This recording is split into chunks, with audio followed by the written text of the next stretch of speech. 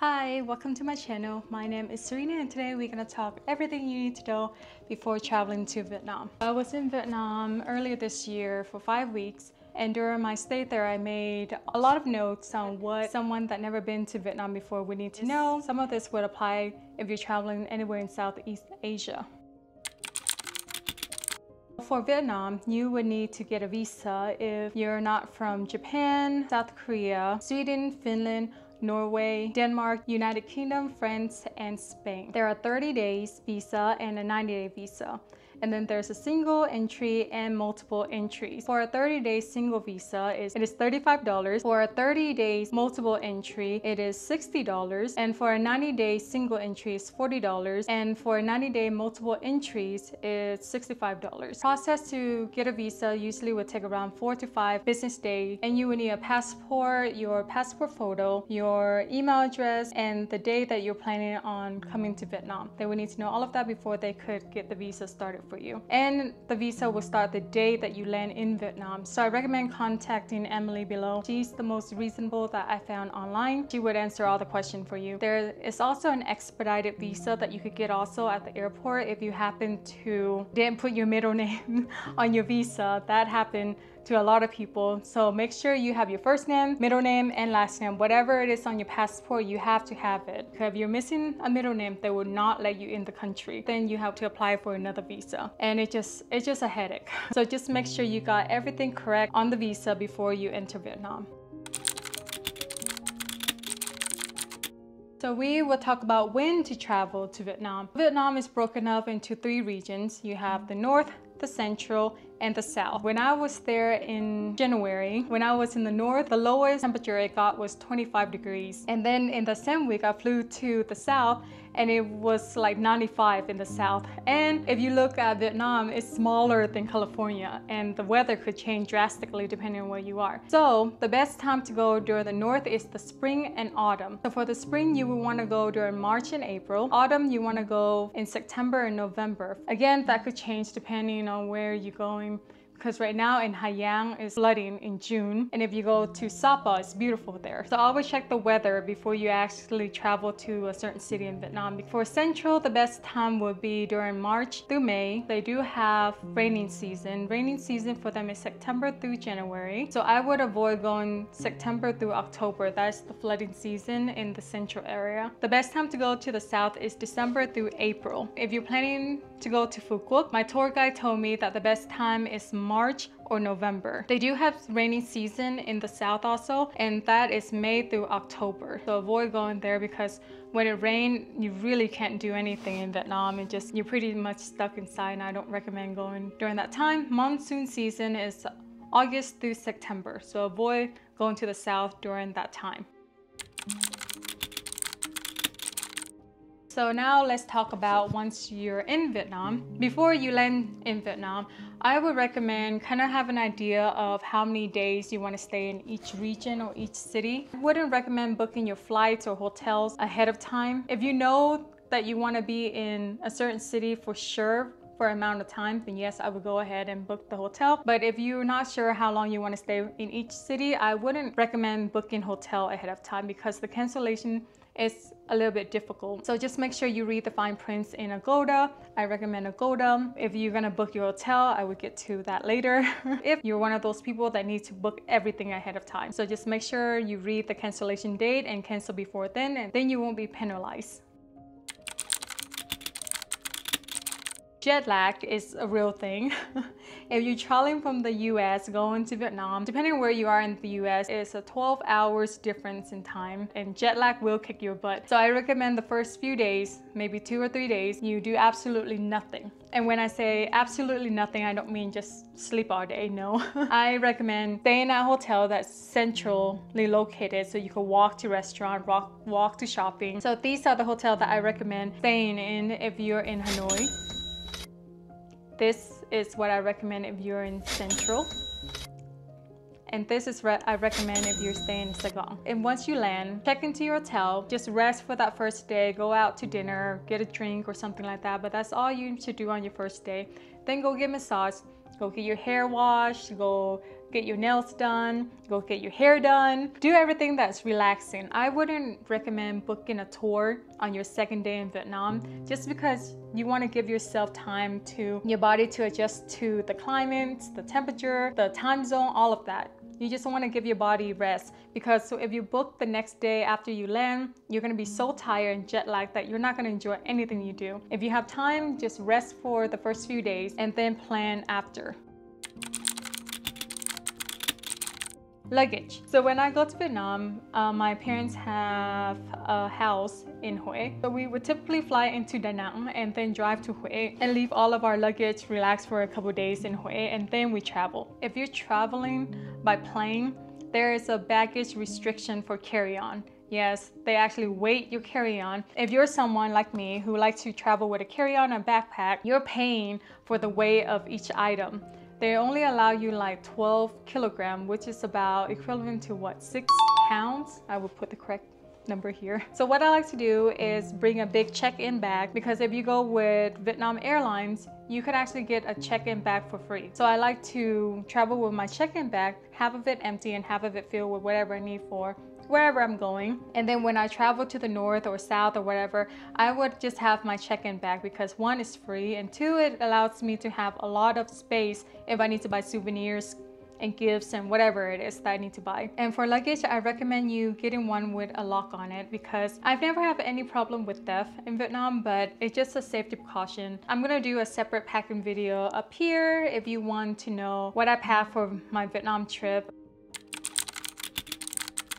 I really recommend you to bring your vitamin and any type of medication that you need on this trip, because finding the right medication will be a little bit difficult in Vietnam. There are pharmacies everywhere, and in the major city, you're gonna find pharmacy in every corner, kind of like gas stations over here.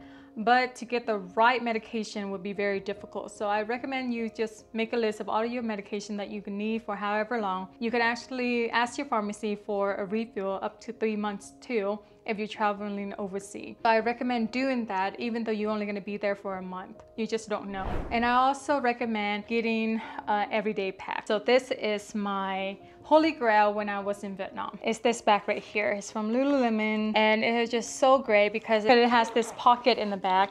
And I would actually put cash back here, because I would have this against me like this. And when I get cash, you know, no one is seeing how much money I have because it's right against my body. So I recommend this bag. This was like my #1 purchase for Vietnam. And then in here, what I like to pack is my passport. On my Ha Giang trip, I rather have my passport on me than on my backpack that's strapped to a motorcycle. So I would have this on me underneath my jacket, and I know it's safe on me. And then in here, I also have this bag. So the top is this multiple Ziploc bag. No.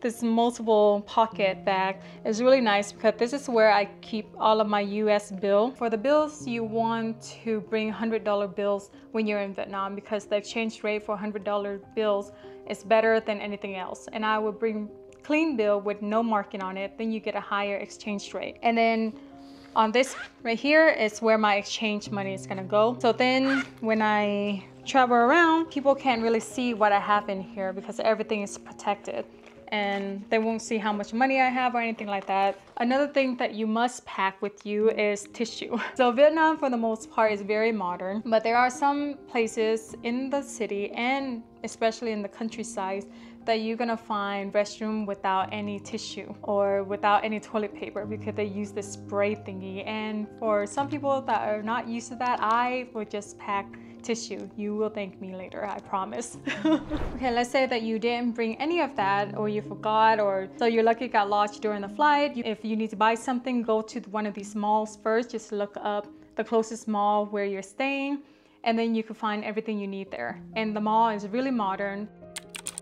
Let's talk about all the apps that I found really useful when I was in Vietnam. The #1 app is Grab app, and that is the equivalent of Uber that we have in the US, or Lyft. I use Grab app probably almost every day when I was in Vietnam, because I trust it more than just hailing a taxi in the middle of the street, because everyone on Grab is verified and they have their background check, kind of similar to what Uber is over here. I hear a lot of horror stories about taxi scam in Vietnam, and if you really need to get a taxi, make sure you ask them the price before you get on, because if you don't ask them the price, they could charge you whatever price it is, and it's going to be he say she say situation. So make sure you always ask the price if you're going to get on a taxi.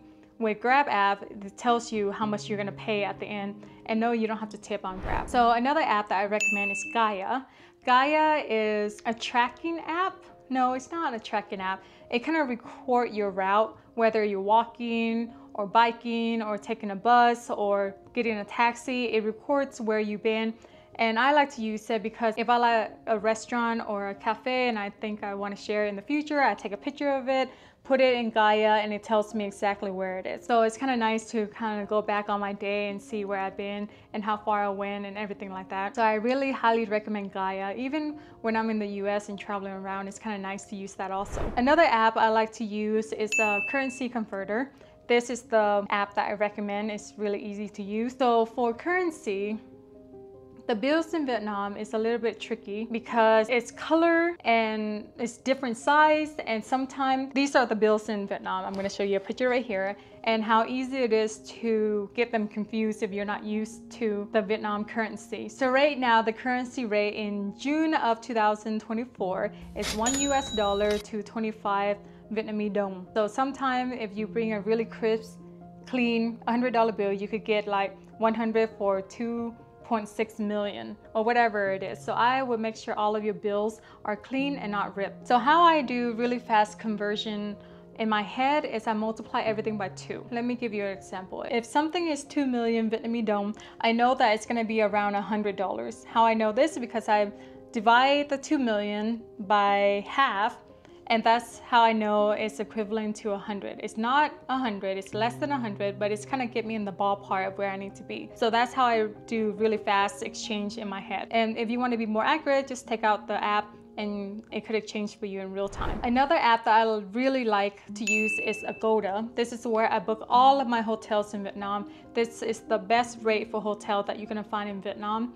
And sometimes it's even cheaper than the hotel itself. Like I had one occasion in Hanoi where I was booking using Agoda and I need to extend my stay for 2 more days, and they told me just book it on Agoda because it was cheaper. So even the hotel people would tell you to book on Agoda. So I recommend using that app when you need to book your hotel. And make sure that you always do the free cancellation or cancel by whatever day it is, because it gives you more time if you need to change your schedule, whatever it is. Sometimes things happen and you might want to stay in certain city longer than you thought you did. So yeah, if you're gonna book ahead, I make sure that there is a free cancellation. And my form of transportation that I love to use to travel from north to central to south and vice versa is Vietnam Airlines. Vietnam Airlines is probably the best airline in Vietnam that I travel with, because not once in my 7th flights that I took in that 1 month was canceled or delayed or anything like that, and the service is always top notch. The only time that it was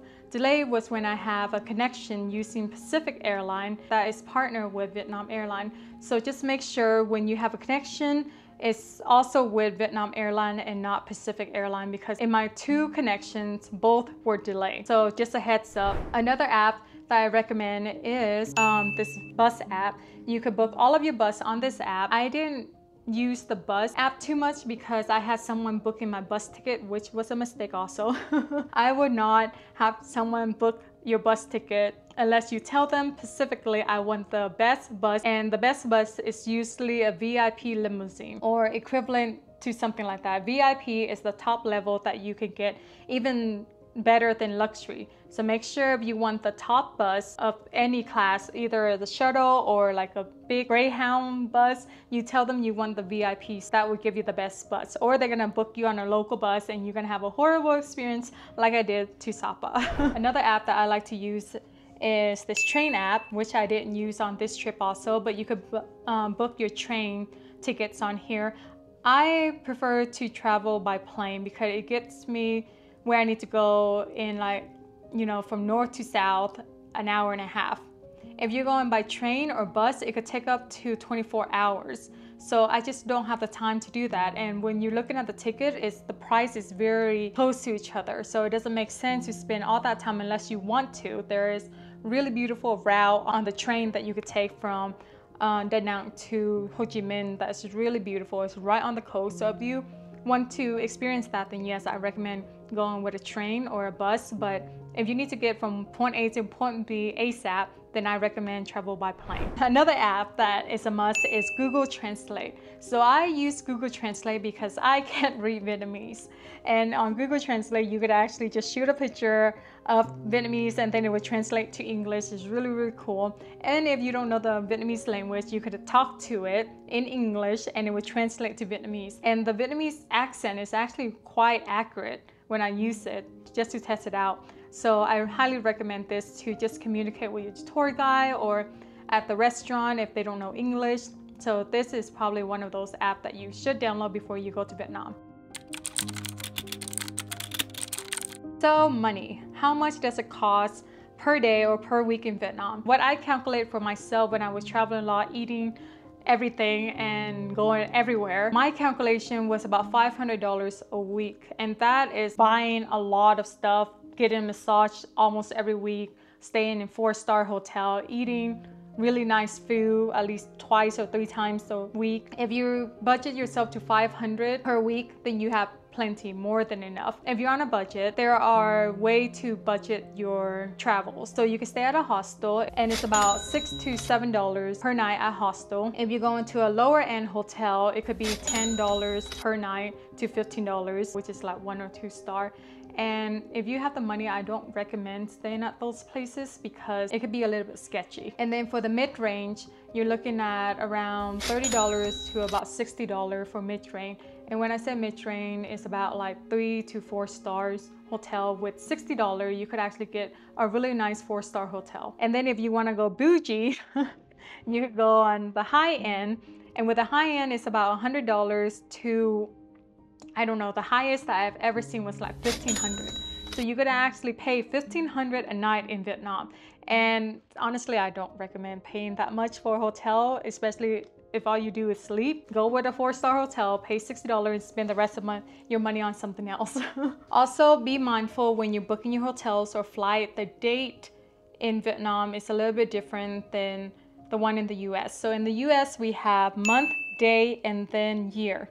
In Vietnam, it's actually day, month, and then year. I read on my Facebook group that they booked their flight or hotel and then they show up, they're like, no, it's next month. So they got the date and the month wrong. So just make sure you double check your day when you book your reservations. Be aware that when you check out a hotel, they actually go into your room and check everything to make sure everything is in order. And I have one occasion in Sapa, my hair is red. So this one hotel actually charged me for having a little stain in their towel. So it was super ridiculous, and Sapa was the only place that ever charged me that. So just be aware that sometimes you get ridiculous charge like that too. Maybe not anywhere else besides Sapa, but it will happen. I don't stay more than 2 days or 2 nights in each hotel when I was traveling. So it was very hard for me to do laundry. So I would actually book hotels that have a self-service laundry and would tell you on the description if they have it or not. And you could do your laundry yourself. So just make sure you bring your detergent with you. ATM is actually really easy. So this time when I went, I didn't budget very well. And during my last few days, I ran out of cash. Some places you can't use your credit card. Like at the market, most places you can use your credit card if it's at restaurant, higher end shop. I just prefer to have cash on me. So ATM is everywhere. And the ATM that I recommend is TP Bank.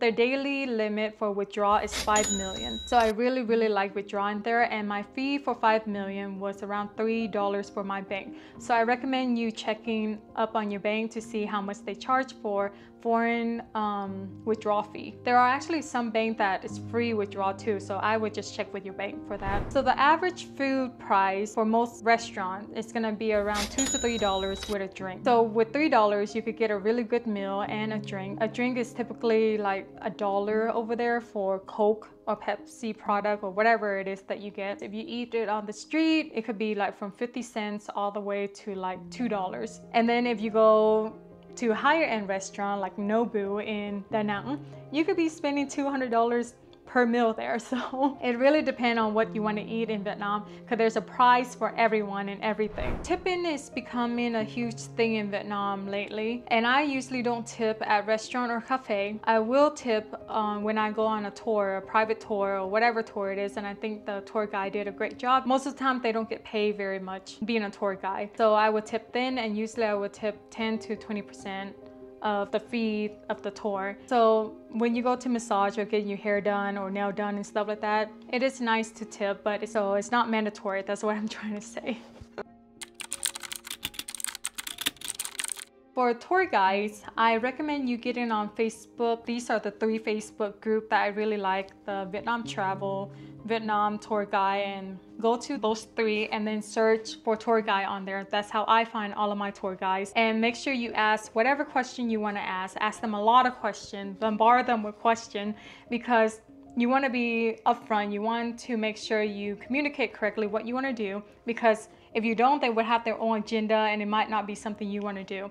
Especially ask for recommendation from people on there too. The best tour guides are from recommendation, because once you post something on that Facebook group, you're gonna get like 20 tour guides company trying to message you, and you're not gonna know which one is good and which one is not. So it's always good to ask people personal recommendation. Oh, and these are the tour guides that I recommend. So for North, I recommend my friend Huang. He would book your Ha Long Bay, Sapa.